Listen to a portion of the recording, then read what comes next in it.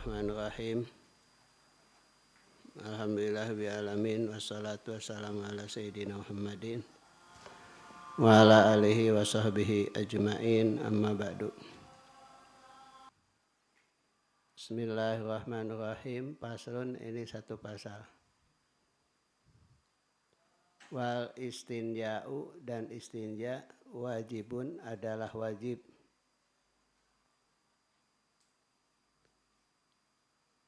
Mina bauli, dari pipis, wago iti, dan dari BAB. Wal abdolu, dan yang paling utama, ayastanjia, istinja itu si man bil ajari, dengan beberapa batu. Tumayat bauha, kemudian mengikutkan itu siman kepada itu batu, bil ma'i, dengan air. Wa yajuzu, dan boleh, apa yaktasiro, untuk meringkaskan itu siman, ala ma'i, atas air, au ala salasati ajarin, atau atas 3 batu.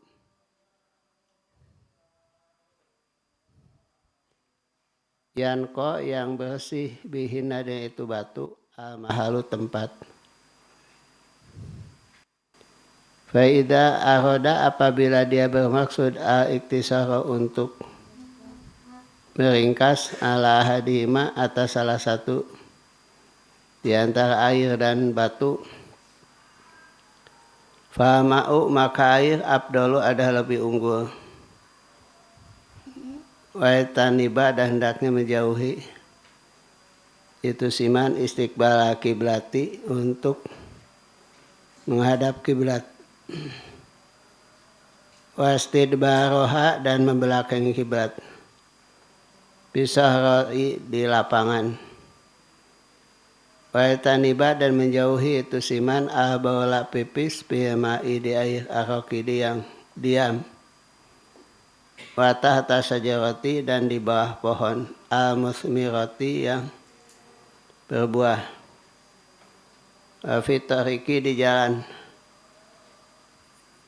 Wadili, dan tempat untuk berteduh. Wasakobi, dan di dalam lubang. Wayatakallama, dan tidak berbicara itu siman, ala bauli, atas pipis, wa goiti, dan BAB. Wayastakbila, dan tidak boleh menghadap asamsa, matahari, wa komaro, dan bulan. Wayastadbiroha, dan tidak boleh membelakangi matahari atau bulan. Jadi maksudnya ini adalah kewajiban kita sebagai muslim, yang mana kita pasti ada 2 kegiatan setiap hari. Kegiatan itu adalah baul dan goit, yaitu pipis dan BAB. Dibahas masalah ini adalah masalah penting. Pentingnya itu bukan hanya sekadar masalah kebersihan, tapi akaitana jeung ibadah kepada Allah. Satu ketika Nabi pernah melewati sebuah pemakaman, dan Nabi berhenti. Saat berhenti, Nabi berdoa lama di atas kuburan itu. Sahabat bertanya, mengapa ya Rasulullah lama-lama amat? Maka Rasul menjawab, tahukah kamu bahwa penghuni kuburan itu sedang mendapatkan siksa? Apa sebabnya Rasul sampai disiksa? Dosanya adalah 1, karena apabila dia bawa, bila pipis, tidak pernah bersuci, tidak pernah istinja. secara ibadah memang masalah bersih ini kaitan dengan ibadah pada Allah. Tidak akan sempurna salat kita tanpa disertai dengan masalah istinja ini. Istinja baik, istinja sempurna, ibadahnya insya Allah bisa baik, bisa sempurna. Tapi kalaupun kita salat khusyuk, kita salatnya bagus, kalau istinja tidak benar, belum tentu diterima Allah. Bahkan boleh jadi tidak sah ibadahnya. Oleh karena itu kata pengarang kitab ini, wa istinja'u, istinja itu wajibun, ada wajib. Jadi berdosa kalau kita tidak istinja setelah pipis, setelah goid, kemudian kita tidak cebok, tidak istinja, tidak bersih-bersih.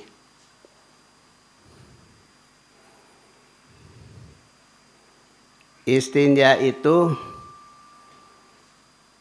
kalau ingin lebih utama, lebih unggul, dilakukan dengan 2 tahap. Tahap pertama adalah bil ahjari dengan menggunakan batu.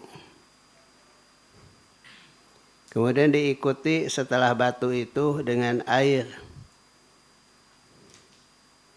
Supaya lebih sempurna tingkat bersihnya itu najis apabila dilakukan dengan 2 tahap.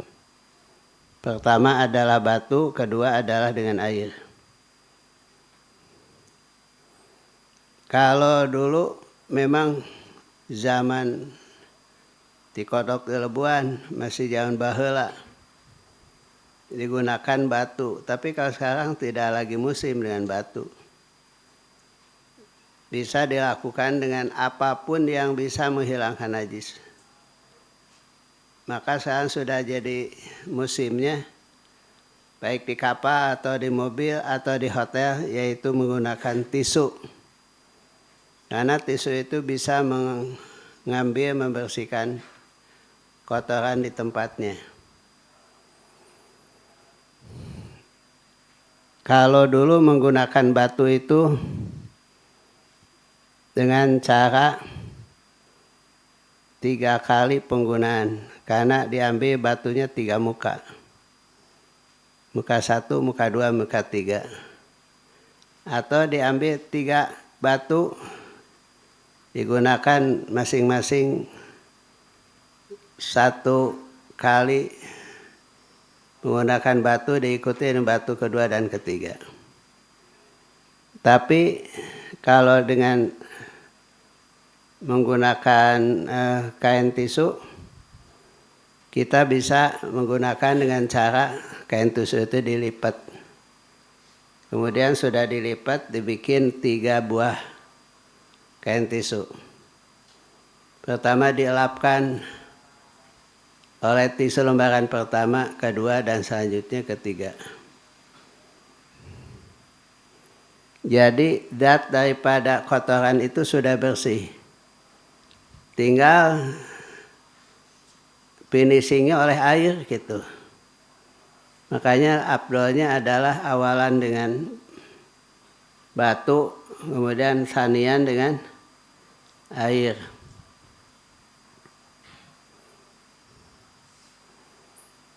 Batu itu disyaratkan harus bisa membersihkan najis dari tempatnya. Makanya tidak boleh kita menggunakan alat yang tidak bisa membersihkan najis. Mereka menggunakan plastik, itu kan nggak bisa. Kalau dulu pakai kain sutra, atau kalau daun talas atau daun pisang, itu kan nggak bisa membersihkan. Kemudian kalau kita ingin mengambil yang lebih simpel, sederhana, antara batu dengan air, maka yang diutamakan adalah air.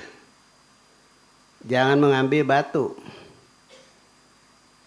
Sebab apa? Lebih dijamin bersih dengan air daripada dengan batu atau dengan tisu. Karena tidak ada alat untuk membersihkan kotoran atau najis kecuali air.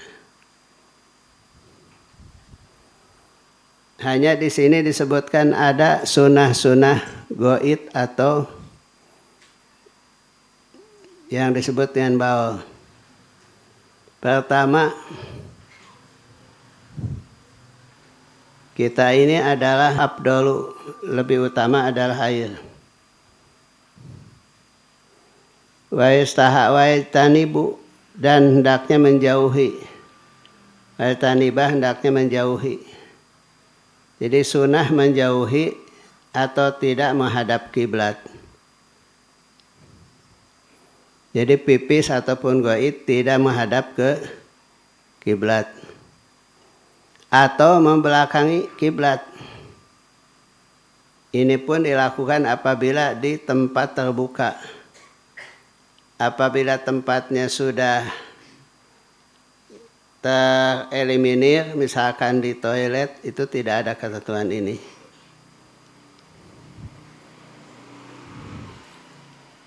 Kemudian yang kedua, dijauhi juga dalam goit atau baul itu di tempat air yang tidak bergerak. Sebab menjadikan bibit penyakit, bakteri, dan membahayakan terhadap kesehatan. Kalau untuk wudhu ataupun adus sudah jelas tidak bisa dipakai. Kemudian tidak boleh kita pipis atau goit di bawah pohon yang berbuah, yang buahnya dimakan. Di bawah rambutan, di bawah mangga, di bawah kelapa, itu adalah hendaknya dijauhi. Ini pentingnya menjaga bahwa makanan itu harus higien, harus sehat. Sampai pupuk juga tidak boleh menggunakan pupuk yang berasal dari bahan baku yang najis itu. Kalau dulu kita punya kolam, dikasih makan ikan itu dengan goitnya para santri yang buang air di situ. Ada pacilingan, ada apa? Ada kakus. Itu sebetulnya tidak haram. Hanya itu adalah perbuatan yang makruh. Karena akan lebih menjadikan makanan itu tidak steril. Dan boleh jadi membahayakan. Kalau jelas membahayakan adalah haram. Kemudian di jalan. Jadi tidak boleh dilakukan pipis atau goit di jalan. Karena membuat orang jijik ya. Terhalang untuk kenyamanan daripada melewati jalan itu. Sebaiknya itu dilakukan di tempatnya. Di toilet yang sudah disiapkan. Yang sekarang istilahnya MCK. Kemudian yang hendaknya dijauhi adalah adil. Adilu artinya adalah bayang-bayang. Kita mahalte ya. Istilahnya kita mahalte. Atau misalkan pohon-pohonan yang biasa dipakai berteduh. Mengapa? Karena menjadi orang jijik di situ. Menyebarkan penyakit dan menjadikan tidak nyaman. Wanaqob, di lubang. Mengapa tidak boleh di lubang? Karena lubang itu salah satu tempat tinggal daripada jin. Kita harus menghargai yang namanya makhluk gaib, yaitu jin. Tidak boleh kita pipis atau BAB di situ. Wala yatakalam, dan tidak boleh bicara ketika goit atau bau. Kenapa? Karena memang itu dilarang oleh Kangjeng Rasulullah SAW kita berbicara ketika bau atau goit.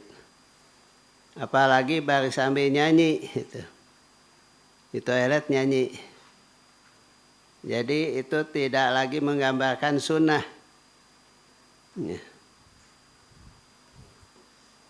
Dan tidak boleh menghadap matahari dan bulan atau membelakanginya. Jadi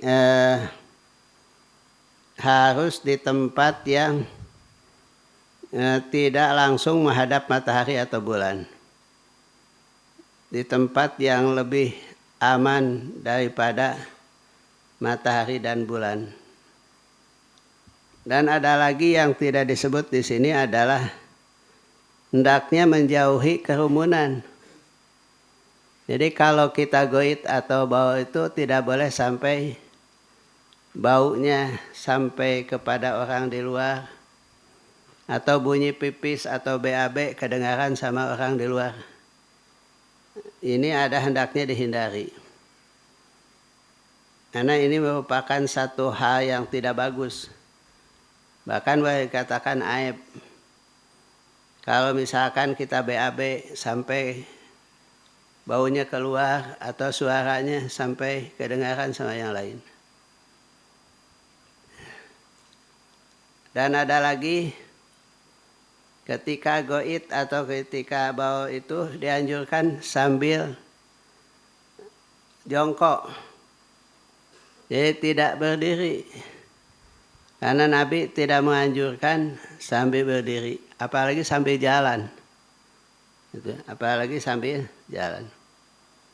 Kemudian tidak boleh membawa lapad-lapad ketika kita goit atau bau. Ada yang mengatakan haram hukumnya. Membawa lapad Allah, lapad Al-Quran ketika bau ataupun ketika goit. Karena menurut satu riwayat Rasulullah membuka cincinnya ketika mau goit. Karena ada kata Allah di dalam cincinnya.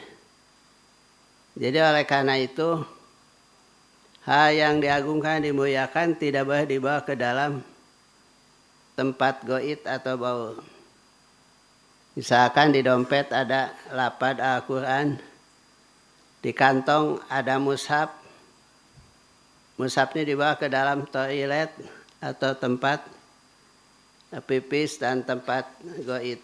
Ini harus dihindari.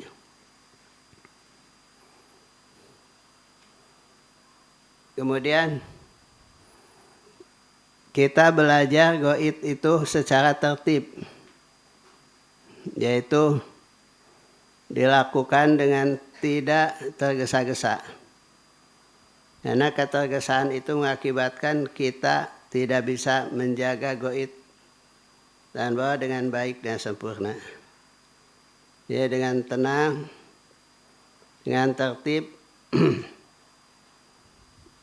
dan kemudian lagi ketika goit atau ketika bau itu tidak boleh sampai menajisi badan ataupun pakaian kita pakai. Ya akhirnya menjadikan badan kita najis dan pakaian kita najis dan terbawa dalam sholat. Makanya dianjurkan kalau pipis goit atau istinjanya itu sambil jongkok, tidak boleh sambil berdiri. Ya, kita bawa maramnya.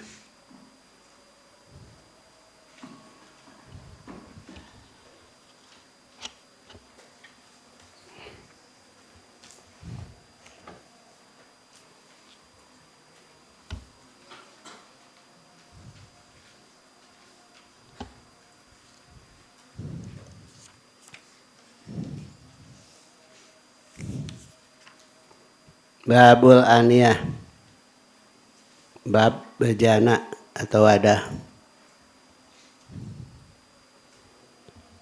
An Hudzaifah bin Yaman radhiyallahu anhu. An Hudzaifah bin Yaman radhiyallahu anhuma qala, berkata Hudzaifah, Qala berkata Rasulullah SAW, la tasrabu, tidak boleh minum kalian fi aniyati dhahabi, di wadah yang terbuat dari emas, wa fidati, perak. Wala ta'kulu, dan tidak boleh makan kalian fi sihafihima, di dalam piring yang terbuat dari emas dan perak. Fa innaha, maka sesungguhnya itu wadah, lahum, bagi orang-orang kafir di dunia. Walakum, dan bagi kalian yang mukmin fi akhirati, di akhirat. Jadi artinya haram hukumnya kalau kita makan minum di wadah yang terbuat dari emas dan perak. Termasuk kita makan di piring yang terbuat daripada emas dan perak. Itu termasuk cara yang berlebihan. Kata Nabi, yang demikian itu tidak untuk kalian, tapi untuk mereka yang non-muslim. Karena mereka itu lebih mementingkan kehidupan dunia daripada kehidupan akhirat. Jangan karena kaya, karena banyak duit, lalu berperilaku seperti perilaku Fir'aun, tanpa melihat, tanpa memperhatikan unsur maslahat dan manfaat yang lebih. Kalau kita berbagi mungkin lebih manfaat dan maslahat untuk yang lain. Wan Ummi Salamah radhiyallahu anha qalat, berkata Ummi Salamah, qala berkata Rasulullah, alladzi yasrabu, orang yang minum fi ina'il fiddati, dari wadah perak, innama, sesungguhnya, yujarjiru, akan menggolak fi batnihi, di dalam perutnya, naro jahannam, api neraka jahanam. Jadi cek Sunda nama ngagolak dina beteung nate kusana neraka jahanam. Lantaran naon, minum atau makan di tempat yang terbuat dari emas dan perak. Jadi tidak boleh kita melakukan itu kecuali kalau memang dicampur dan campurannya adalah lebih banyak logam daripada emas ataupun perak. An Ibnu Abbas radhiyallahu anhuma qala, berkata Ibnu Abbas, qala berkata Rasulullah, idza dubiga ihab, apabila disamak kulit, faqad taharta wuro, maka sudah suci itu kulit. Jadi artinya menurut riwayat lain, ayyuma ihabin dubigo, jadi kulit mana saja apabila sudah disamak maka faqad tahura, adalah suci.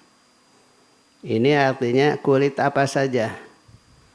Apakah kulit dari binatang yang disembelih ataupun binatang yang bangkai, sepanjang bukan bangkai daripada anjing dan babi.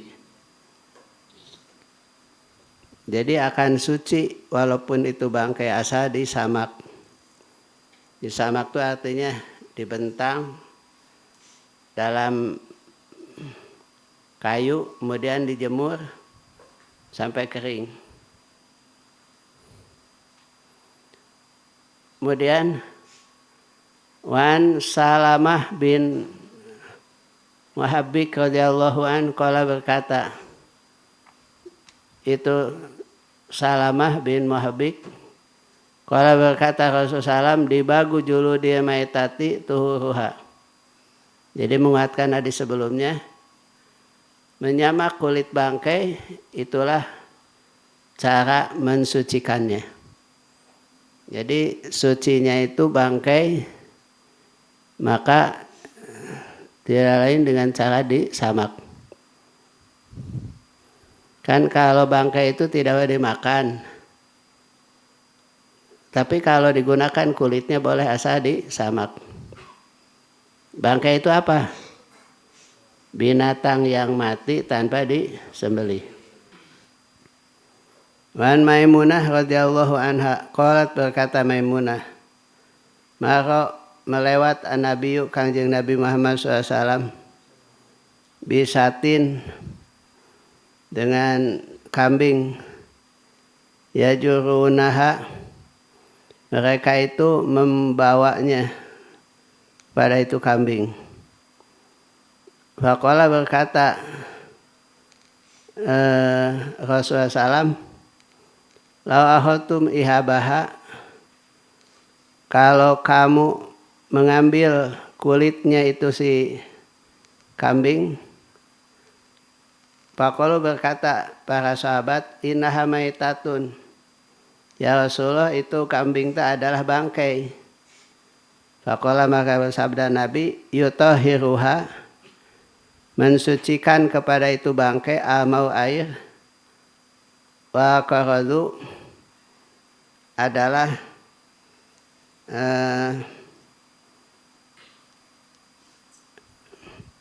obat yang bernama qarad ya. Jadi artinya kalau kita menemukan kambing yang sudah jadi bangkai, maka boleh diambil kulitnya untuk digunakan oleh kita. Dan caranya adalah dengan air dan dengan qarad, yaitu dengan obat yang bisa menghilangkan bau daripada itu kulit gitu ya. Oleh karena itu dari hadis ini memperkuat hadis sebelumnya, walaupun itu disebut dengan bangkai, boleh digunakan, dimanfaatkan kulitnya untuk keperluan kita. Apakah sajadah, kantong, koper, tas, ikat pinggang, kopiah adalah boleh. Nah, jadi ini kembali kepada ayat yang ada dalam surat Al-A'raf. Ya Bani Israila khudhu zinatakum inda kulli masjid wa kulu washrabu wa la tusrifu innallaha la yuhibbul musrifin. Ya, artinya bahwa segenap Bani Adam, kamu boleh makan dan minum, tapi tidak berlebihan. Allah tidak suka pada orang yang suka berlebihan.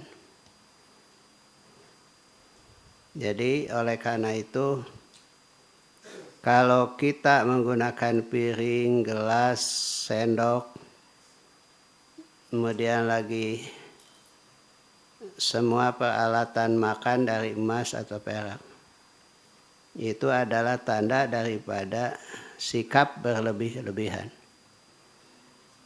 Dan itu diancam oleh Nabi,